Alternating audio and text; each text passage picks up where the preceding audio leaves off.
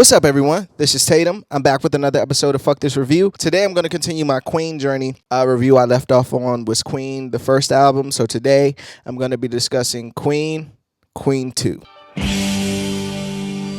Going into this album, I didn't have any expectations for it. I really enjoyed the first Queen album.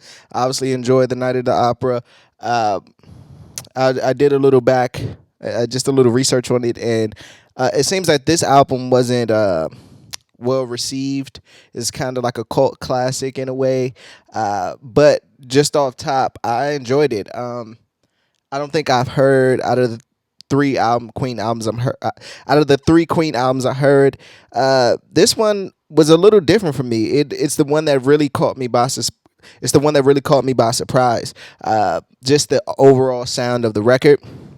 And I'm just going to talk about some of the records on here, the good things, the bad things, in my opinion. And that's pretty much it. But before we get into it, make sure you hit that like button, hit that subscribe button. We're trying to get to 800 subscribers. You can help me out. Tell a friend to tell a friend to tell a friend. It's just, I think we need 9 more at this point. So hopefully by the time this drop, we'll hit the 800 mark. Let's get into it.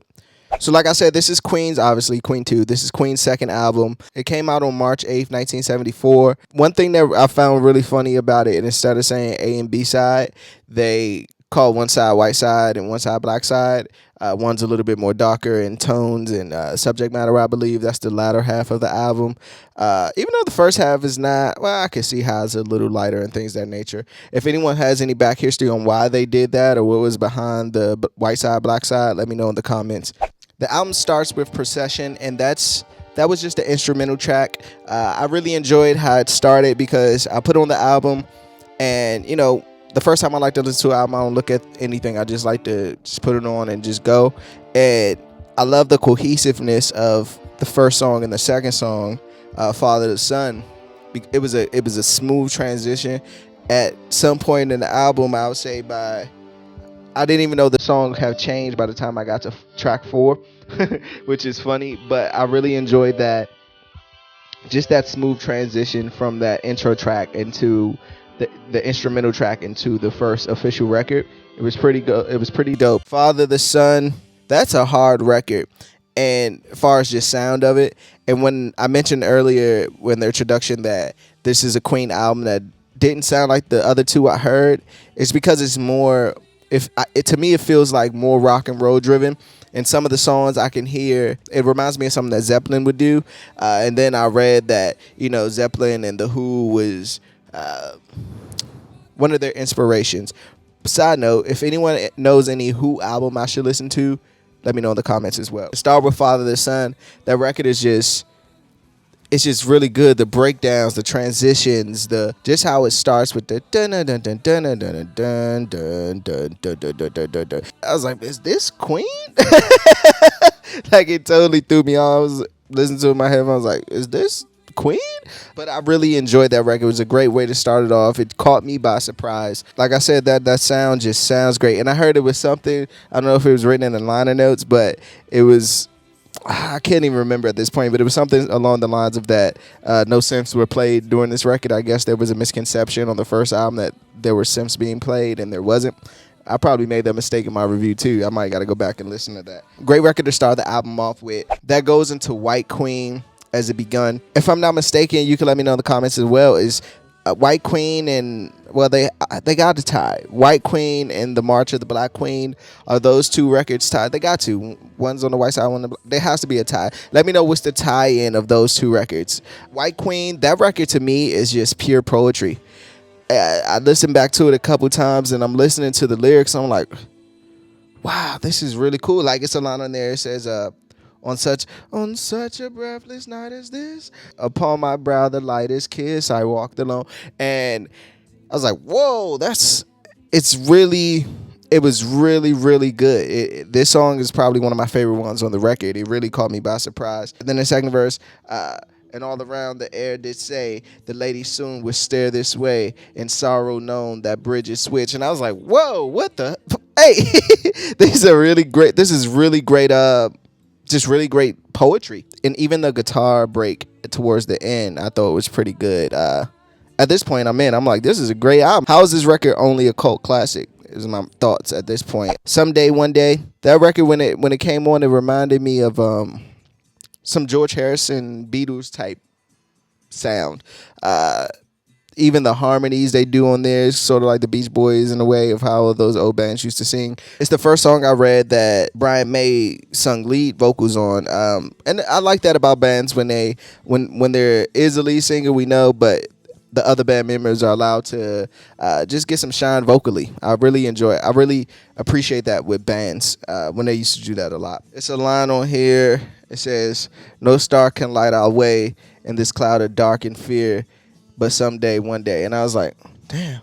Again, the great poetry, just the way that the words are used, I thought was pretty cool. The next record we go into is "You're a Loser, You're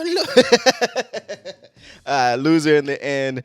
That record caught my attention as soon as it came on with the drum. But dun dun dun dun. But dun dun dun dun. I was like, oh, what is this? It's the first record that actually caught my attention as soon as it came on. It really caught me by surprise. So I was drawn in immediately. And that song, what I got from it is, I guess it's like a mother and son relationship. A mother have to let their child go and grow up. You know how these times were when you were their age, and if you don't let them go, you'll lose them, kind of thing. I really enjoy that song subject as well because, you know, I've dealt with things like that with my own mother growing up, so I understood it kind of hit home a little bit, you know what I mean? And the funny part, I read somewhere that the original lyrics for this record was almost tossed away by accident. That would have been crazy. And now it's like one of the oldest Queen's, I guess, written artifacts, like song-wise anyway. I thought that was a pretty cool just a pretty cool Easter egg about that record. Ogre Battle. This is the first record on the Black side where, you know, if you've seen my other reviews, you know that I always feel like with the older records that were made for vinyls, when we turn the record over to the B side, it's sort of like a new album starting. So what I've learned, or what my opinion of, like, when we go to a different side of the vinyl, it always sounds like the beginning of the album, and I don't know if that was their idea at the time, but it sound like a majority of vinyl sound like when you flip it over, the next song sounds like the intro, and I think this sounds like an intro. It's one of those Queen stories where it's just a story in itself, and I appreciate this band so much for doing that and just going into these different,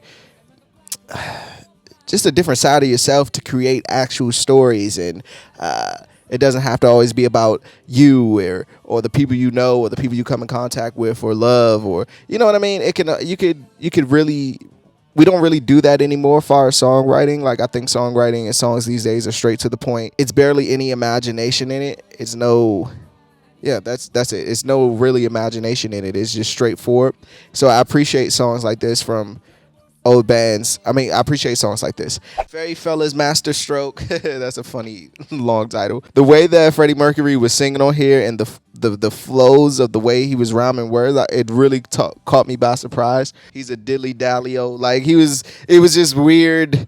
I was like, why did he write like that? But it was so cool. Again, it's that creativeness that I enjoy from older music. It's just pure creativity. Everything ain't got to be so straightforward. Soldier, Sailor, Tinker, Tailor. I was like, whoa, this is crazy. Just the rhyming schemes of that. It caught me by surprise. That goes into Nevermore. And Nevermore reminds me, it's the first record on here that I see the glimpses of what Queen became to be with her sound, even though it's like an interlude. Funny How Love Is. When I heard that record, I was like, it's okay. It was nothing in there that really stood out to me with that record. Just a love record. I don't know. That's going to be someone's favorite song on the album.